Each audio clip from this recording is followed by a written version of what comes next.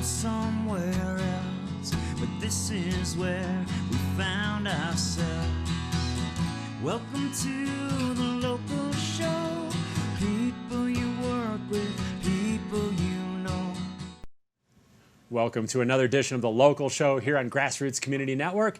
I'm Erik Skarvan, your host. Thanks for joining us, guys, as we work our way into September. Easy for me to say.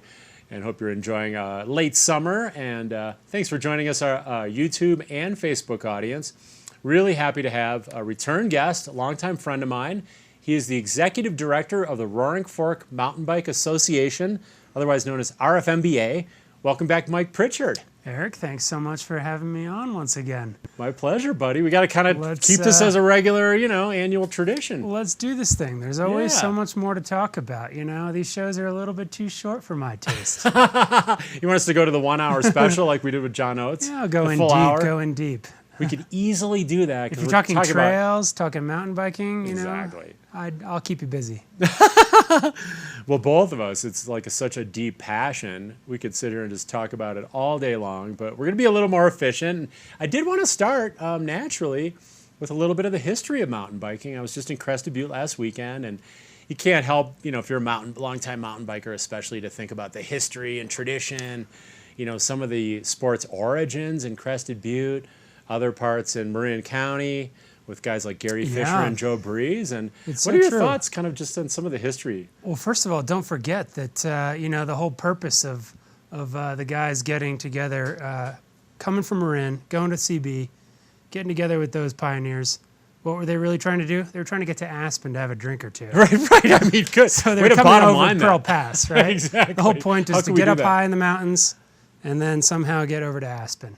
And then we'll worry about getting home afterwards. Right. But I think it's like the first really epic ride, when you think about it. Totally From an epic point ride. To point, Crested Butte to Aspen. Bunch of hippies in the 70s. Well, I think they were pausing in the middle, having a bonfire and so on. So they didn't, it wasn't a race. It was not a race. Right. But the neat thing for me, given my age, I'm 44 now, and this sport is about that old. Yeah. So it's not like we're looking at, even hundreds of years of history.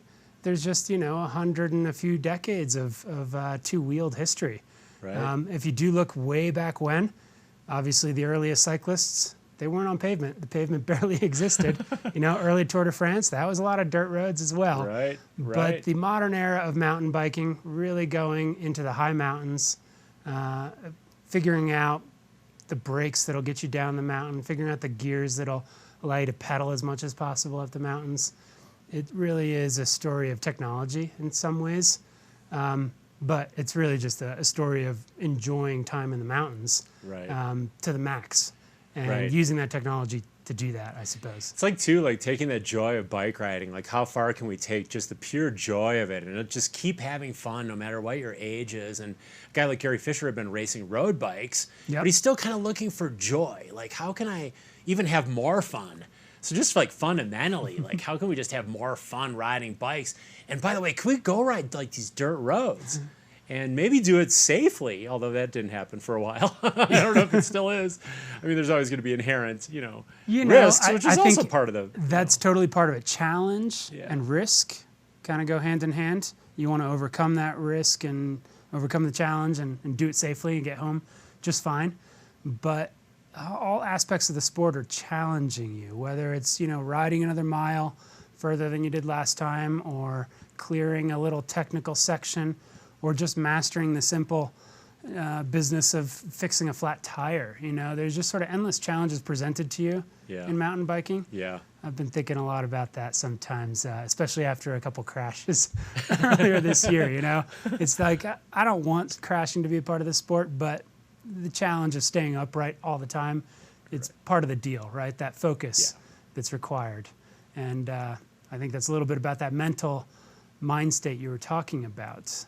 And so to transition a little bit to 2020, although there's a lot more to be said about the history of the sport, we got a little video clip we're going to show too.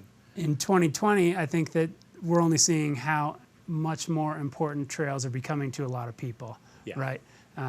Time away from the office, time away from home even, just time out in nature most importantly.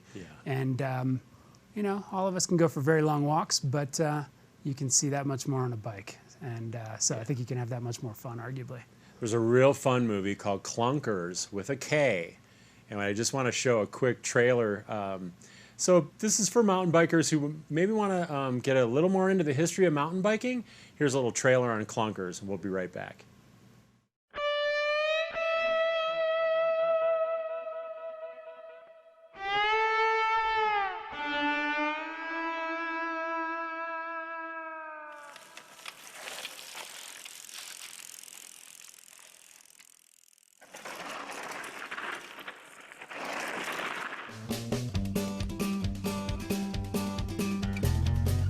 Since its humble beginnings, mountain biking has become a global phenomenon.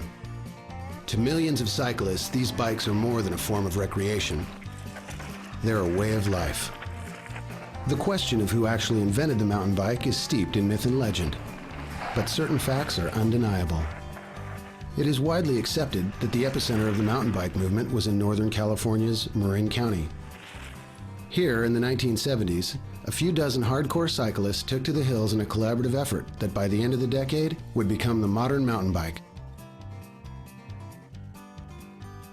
Their shared passion and obsessive tinkering led to the birth of a multi-billion-dollar industry, a form of recreation for the masses, and an Olympic sport. Some of these athletes were serious road racers with dreams of Olympic glory.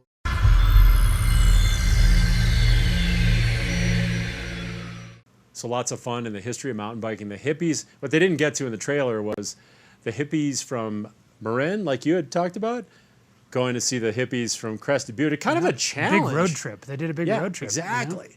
And they actually showed up, and the Crested Butte guys were like, oh, wow, they're here. Like, we're doing this thing. They all partied like rock stars, and then they went about their Pearl Pass. Guess what the first thing was? Comparing bikes, right? Well, like, that's true. Geeking out on the bikes. How are you doing it? Oh, look at these fancy. You took these motorcycle calipers and put them onto your bicycle? That's a great idea. Right. And then just and so that back and forth innovation. Exactly. That's where it started. Yeah. Perfect way to wrap the first segment. We're going to take a quick break, guys. We'll be right back. I do want to thank our summer underwriters for making our series happen June, July, August, September, including Aspen Square, CMC Aspen, Klug Properties, Live Aspen Art, White River Overland, Picken County Landfill, and last but not least, Sundog Athletics. Go to a quick break, guys. We'll be right back. We got Mike Pritchard talking about local mountain biking and so much more, so don't go away.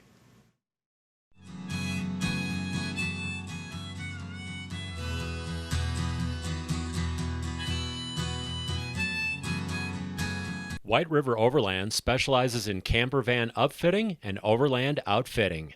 Catering to mountain dwellers and outdoor enthusiasts, many of WRO's builds are purpose-driven to facilitate and enhance skiing, cycling, camping, climbing, and river adventures. Nestled in the White River National Forest, close to the deserts of western Colorado and Utah, WRO also rents camper vans and accessories. More at whiteriveroverland.com.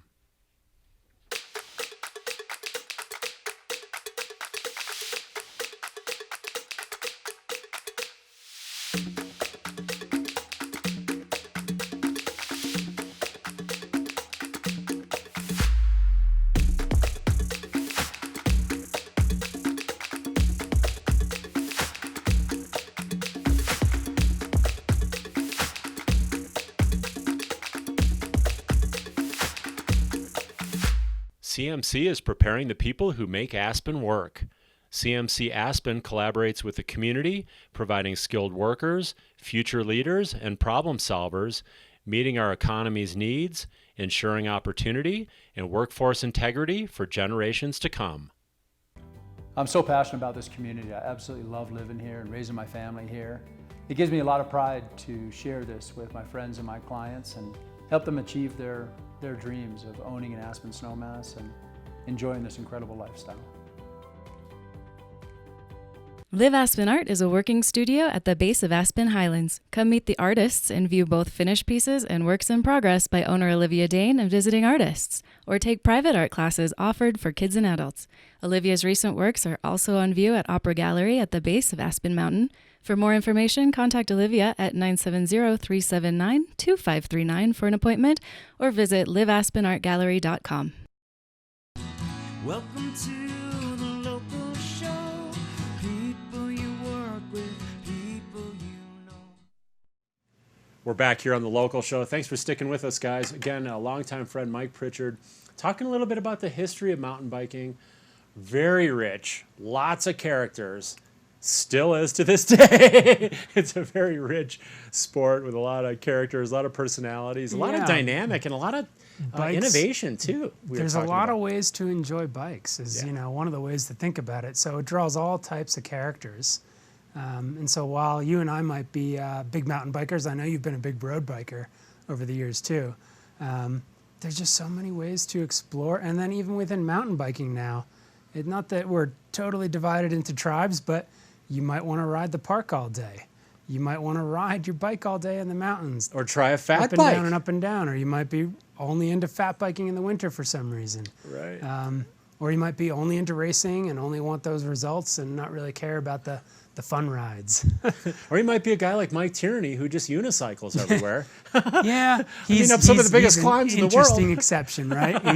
He's also a mountain biker. I remember we were building a little reroute on the Sunnyside Trail, as far as you can get from the pavement on Sunnyside. And here's this guy on a unicycle. Pauses, builds trail with us for an hour before he continues on his bike. He just like stopped during his ride and did a little trail work and then resumes. Excellent. Unbelievable. Yeah, it's just it's a rich sport, and we have one of the most prolific and inclusive and welcoming and fun extensive trail systems in the country here in the Roaring Fork Valley. So much so, we've just been awarded a new kind of gold medal. That's right. Gold Ride Center status. That's right. I can tell you a little bit about that. And let's just say that in addition to all those other type of cyclists, you've got the mountain bikers who are just absolutely into trails, whether it's designing them or building them, taking care of them. There are a lot of passionate people who just want to take care of the trails and make sure that people can get out there and enjoy some sweet single track. So because a lot of those people, we're now in this position where we are the 7th gold level ride center in the world. Wow. There's 5 in the US. Wow. There are 5 in the US at this point. But what is a ride center? And what's Imba? For those who don't know, when we throw around this acronym Imba, that's some people would say the Intergalactic Mountain Bicycling Association. It is unless there's better riding in Mars. I mean, it could be intergalactic. It is the international, but the joke was 35 plus years ago when it formed, might as well be intergalactic. And so Imba has always been at the forefront of mountain biking advocacy. And one of the ways they have tried to spur people on and communities on is by these designations. So we've heard of the Imba Epic Rides, and more recently we've had these Imba Ride Centers. And a ride center simply is a collection of trails, a big trail system that offers multiple days of riding, and ideally it's going to offer all things to all comers. So in order to score all the points that we scored to get to the gold level, not only do we have all the green trails and the blue trails and black trails in the right proportions, but we also have the classic trails, the modern flow trails, the gravity trails, the bike parks spread throughout, between here and Newcastle at this point. But the Ride Center is also looking at it from that destination visitor point of view. So the way I put it is, I might like to ride my bike for 2 to 6 hours a day, but what else is there to do when I'm visiting Snowmass? The full package. And the answer is there's a lot more to do, especially if you bring your family, right? Right. We live in a kind of a destination heaven of sorts. And that's what mountain bikers want when they're traveling. You want to go for a great half-day ride, but then you want awesome tacos and margaritas and Chinese food and sushi and so on and so on. You want all the choices. And if you've got bad luck, you don't want to have to get flown to the hospital. You want to be able to walk in the front door if all goes well. So meaning you need all the amenities nearby, all the different types of lodging. Right. And so complicated point system. And how do we achieve it? Certainly RFMBA, our organization, was very involved because we pushed land managers to build new trails, approve new trails at least. And so we have this great trail system of continuous single track, but we also have all of the chamber partners who see the value here. So one of the questions that I get about this ride center is, okay, great, what's next? And there's a lot of jokes about platinum. Let's get to the platinum level that doesn't exist yet. But my real answer is we need to keep investing in the trail system. So maintenance is really the way forward. Optimization, improving trails were needed. And then when and where appropriate, let's expand the trail system. When we look at the trail system, you and I live here in Aspen, but I'm forever working with our friends in Carbondale and Glenwood and Newcastle. Yeah. And one of our taglines is, we want the best trails on the planet right at your back door. So luckily, we've got the Rio Grande Trail connecting all of our communities. So the Roaring Fork is one community, the way that I look at it. And you can just head out the back door. You don't have to get into a car. You don't have to jump on the Rafta bus system with their bike racks, but you could. So the goal is always to have these great amenities right out where people live. So you can get out there, get after it every day for that health and fitness that we were talking about, for that wellness aspect we were talking about. And so the gold level is a great thing, but my hope is that it gets people appreciating more broadly in our community what we have in the summertime. Not everybody's a mountain biker. Not everybody's even a hiker or a trail user. But if they operate a lodge and they start seeing more mountain bikers coming in the front door all the time, they're going to start to realize, oh, obviously we have a world-class ski area in the wintertime. I didn't realize we had this world-class summertime trail system. Right. This is incredible.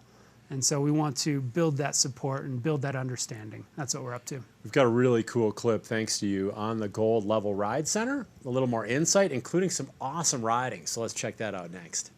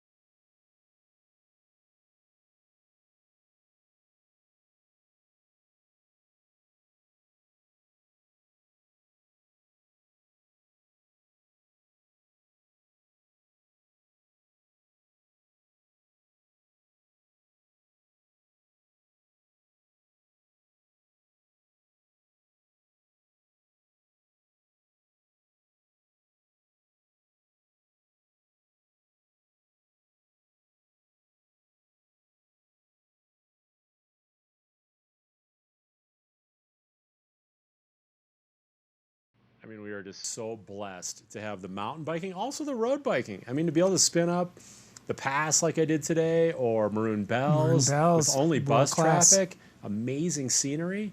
So, I mean, really lucky we've got all the pieces, like you said, the total package for someone to come here and not just ride bikes, but enjoy the restaurants, live music when that returns, all the other amenities that are normally here, And, it's just, as we know, Aspen's got the total package come wintertime, and now it's got the total package come spring, summer, fall. Indeed. To recreate and so much more. So just count our blessings that way for sure.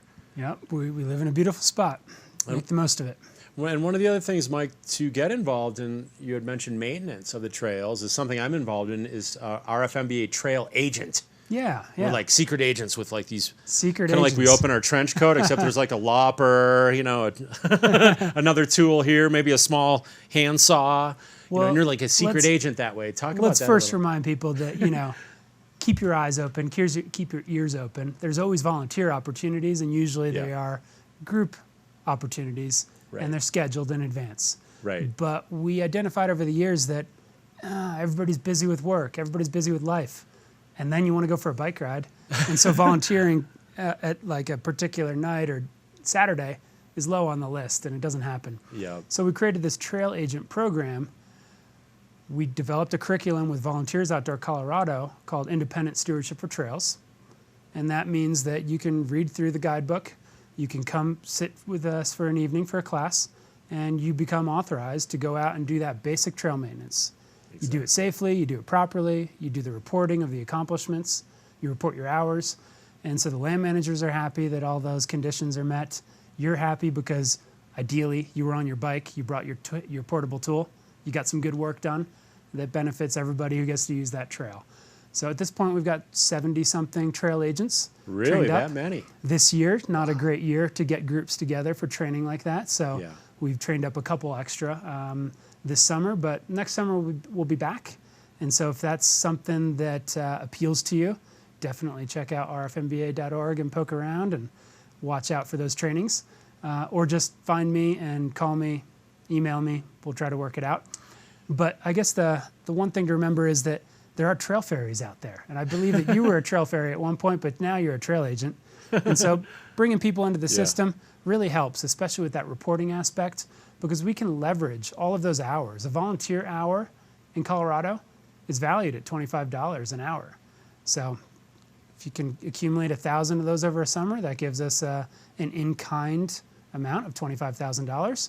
We can then go and parlay that into real cash, and we can go get grants to match that kind of labor. Wow. So volunteer That's labor is awesome. really important. At the same time, I'll throw in a pitch and say that professional labor is equally important. We're finishing up our 3rd summer of having our seasonal trail crew on the ground. Right. So these guys, and now girls, they put in long days. They're actually usually working 410s. And That's real work. They're trained up to use the chainsaws and brush cutters. Awesome. Sometimes they're on their bikes getting to the most remote parts of trails. I think one of their biggest days this year was they cleared 60 fallen trees after accessing I think it was 5 or 6 miles from the trailhead where they did all the work. Wow. Yeah. That's awesome. Just amazing. That was in Coal Basin. So there's just more and more places for people to explore. And if you're not a map reader yet, I encourage you to become one and go find a trail you haven't been on recently or ever. So there's so many opportunities. You could do the, like you said, scheduled work crews through RFMBA. RFOV, Roaring Fork Outdoor Volunteers, also has those kind of group or more social trail days, or get special training as a trail agent. And what I also like, and I didn't have quite as much time, this is definitely an unusual summer, but going on the trails that I enjoy, so having that flexibility going, well, hey, you know, that's great that there's a work crew on government trail, but I'd rather work on Sunnyside and during my time frame. I might only have an hour. Exactly. And that's what's great about trail agents, because you've got that flexibility on time, you know, scheduling when you want to do that, and your choice of trail. That's right. Some of it is opportunistic. So Yeah. certain parts of the season, I'll carry a 15-inch handsaw with me. Right. And if I come across a fallen tree, I know that I could probably clear it in 5 minutes, maybe 10 if it's a big Throw one. it in the pack. And then throw it back in the pack. Other times you might bring your Cindy loppers, your loppers, and you might be on a mission where you know it's an hour to get to that zone, and maybe you spend half an hour or 2 hours clearing back that corridor growth, making sure that not the tread of the trail, but the corridor, we call it, where the vegetation is, Right. making sure that's nice and wide so people can safely pass each other, or my favorite, so people can go faster if they want, so that people are visible to each other on the trail. So every little bit of work every little bit helps. It adds up. Let's talk about, we only got a couple minutes left, Mike, but I want to actually just fundamentally, the benefits of cycling. You know, we're here in this kind of global pandemic, also with local wildfires, and we need to take care of ourselves more than ever, keep ourselves safe, keep ourselves healthy. And thus we see the explosion of cycling. And that's not just in the U.S., but worldwide. Great Indeed. Britain has seen something like a 600% increase in cycling. Wow, yeah. It's just blowing up. But let's talk a little bit about those benefits, because I know for me, even just getting out for 20 minutes changes my day. Yeah, And not just yeah. physically, my mental outlook. Can you speak to that for a minute? Yeah, so the mental aspect is absolutely real. But let's just start with, being active all the time. It literally starts to reduce your visits to the doctor. Yeah. You know, it's kind of an apple a day kind of a thought. No if you're doubt. moving, and bikes make it easy to move, that makes a difference. But thinking about that mental aspect, you know, that's one of the things that's can feel harder to calculate, but as you and I know, it makes a world of a difference it just changes your mood. If you find yourself in the middle of an aspen grove, Exactly. an aspen grove, a narrow trail, things are already better compared to whatever you were dealing with Part of earlier it's in that day. nature connection. You just The feel nature like it's connection's nature amazing, bathing, yeah, as they yeah. say in Japan. You're literally Yeah, being healed. When you think about youth cycling, it's pretty impressive to read some of the stats there. So kids who start riding when they're young, they very often develop a lifelong connection to the outdoors. So that even changes them into environmentalists over time. They're going to be the defenders of our planet. They're going to be the ones who help us to address climate change more and more and more, as we obviously need it more and more and more. And I would imagine those kids are just better behaved, they do better in school. I have a feeling that there's research that would support just across the board, because when you have that positive outlook and that outlet for your energy, and it's like a dog, they just behave so much better when they're exercised and trained. It's not comparing. Well, my dogs are kind of like my kids, but you know what I mean? It's got that aspect too that I think across the board is just healthy for adults, for kids. I've got something that's kind of semi-healthy for you, buddy. I baked some organic, like the organic part's healthy, the chocolate chip cookie part. I'm excited. That looks like a heavy package there. There's some parting gifts for you, buddy. I really appreciate your time. I also want to thank you for all you do for local mountain biking. Oh, it's my up and down the valley, up to Newcastle now. I'm the one who gets to work with all the happy people, mostly happy people. Well, thanks for all you do, Mike. I want to thank Mike Pritchard for joining us on the local show, guys. And thank you for watching us each week here on GrassRoots Community Network. White River Overland specializes in camper van upfitting and overland outfitting. Catering to mountain dwellers and outdoor enthusiasts, many of WRO's builds are purpose-driven to facilitate and enhance skiing, cycling, camping, climbing, and river adventures. Nestled in the White River National Forest, close to the deserts of western Colorado and Utah, WRO also rents camper vans and accessories. More at whiteriveroverland.com.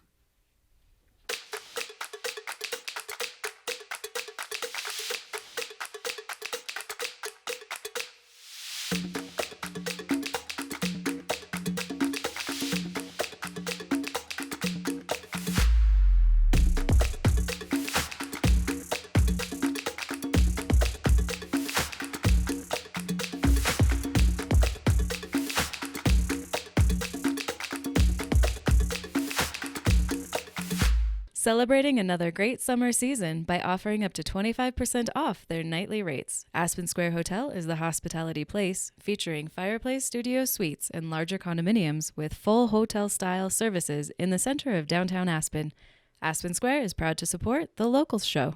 Sundog Athletics, Aspen's Adventure Sports School, is your opportunity to experience one-of-a-kind guided adventures and gain new skills to experience the thrills of mountain and road biking, fitness hiking, and Aspen's exclusive canoeing adventure. They can be reached at 970-925-1069, and fresh updates can be found at Sundog Athletics on Facebook or sundogathletics.com. Welcome to